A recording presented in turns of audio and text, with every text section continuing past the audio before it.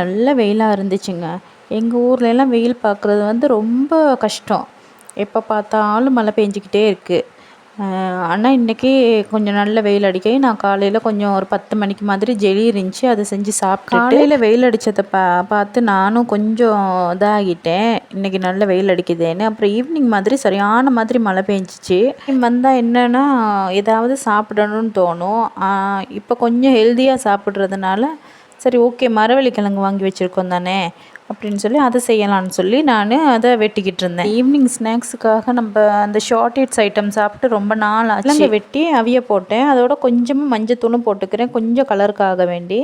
அதுக்கப்புறமா என்ன பண்ணேன்னா தேங்காவை திருவிட்டு அது கூடவே கான் கொச்சிக்காவும் கொஞ்சமாக மிளகுத்தூளும் சேர்த்துக்கிட்டு நல்லா கிரைண்டரில் ஒரு சுற்றி எடுத்துக்கிட்டு இதுக்கு நான் சேர்த்துக்கிட்டது வந்து பட்டை கொச்சிக்காவும் வெங்காயமும் கருவேப்பிலையும் மட்டும்தான் போட்டு நல்லா தாளிச்சிட்டு அதிலே போட்டு கிழங்கையும் நல்லா பெரட்டி எடுத்துட்டு அதோடு நம்ம அரைச்சி வச்சதையும் போட்டு நல்லா பெரட்டி எடுத்தால் நல்ல டேஸ்ட்டான மரவள்ளி கிழங்கு அவியல் ரெடி ஆகிரும். நாங்கள் வந்து சின்ன வயசில் இந்த மாதிரி தான் செஞ்சு சாப்பிடுவோம்.